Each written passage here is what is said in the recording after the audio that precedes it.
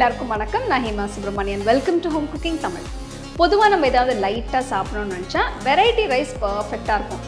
So இன்றைக்கி நம்ம அந்த மாதிரி ஒரு light and tasty variety rice தான் பார்க்க போகிறோம். இது தேங்காய் சாதம்.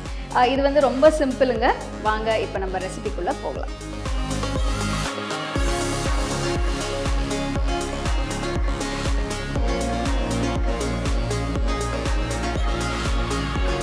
தேங்காய் சாதம் செய்ய 250 ml கப்பில் 1 கப் அளவு பாஸ்மதி அரிசி எடுத்திருக்கேன்.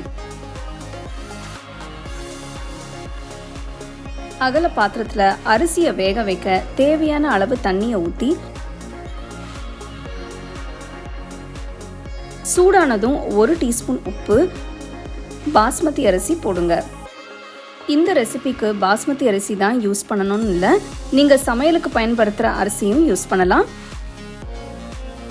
சாதம் ஃபுல்லாக வெந்ததும் தண்ணியை வடிகட்டி எடுத்து வைங்க.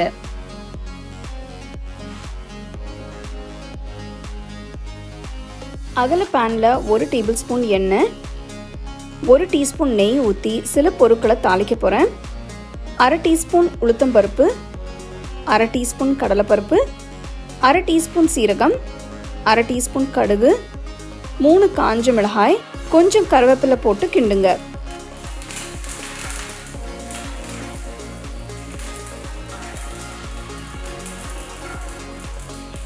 கடுகு வெடிக்க ஆரம்பிச்சதும் 1/4 டீஸ்பூன் பெருங்காயத்தூள், 1 டீஸ்பூன் நறுக்குன இஞ்சி, அடுத்து 2 பச்சை மிளகாய், 1 பொடியாக நறுக்கி போடுங்க, 2ஆவதை பாதியாக நறுக்கி போடுங்க.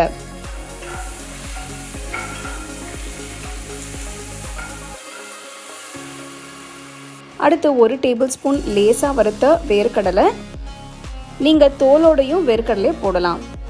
இதோட 1 டேபிள் ஸ்பூன் முந்திரி பருப்பு போட்டு கிண்டுங்க. வேர்க்கடலையும் முந்திரியும் பொன்னிறமாகிற வரைக்கும் வறுக்கணும். 1 டீஸ்பூன் உப்பு போட்டு கிண்டுங்க.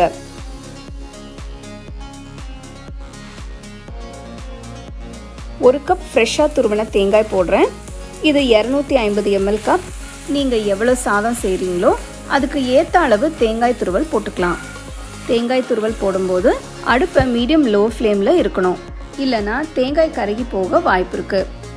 அடுத்து வேக வச்ச சாதம் சேர்த்து மெதுவாக மிக்ஸ் பண்ணுங்க. சாதம் மிக்ஸ் ஆனதும் இதோட உப்பு செக் பண்ணி பாருங்க, தேவைப்பட்டால் சேர்த்துக்கலாம். கடைசியாக 1/4 கப் அளவு தேங்காய் துருவல் போட்டு மிக்ஸ் பண்ணுங்க.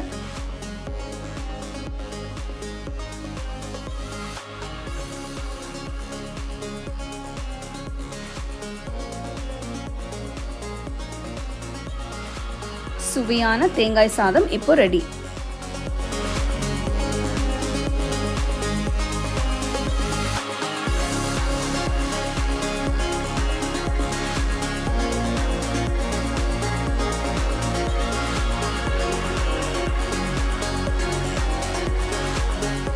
சுலபமான நல்ல டேஸ்டியான ஒரு தேங்காய் சாதம் எப்படி செய்யுதுன்னு பார்த்தீங்க.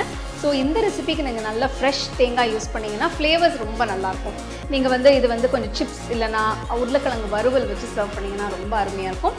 கண்டிப்பாக இந்த ரெசிபியை நீங்கள் ட்ரை பண்ணி ரசித்து சாப்பிடுங்க.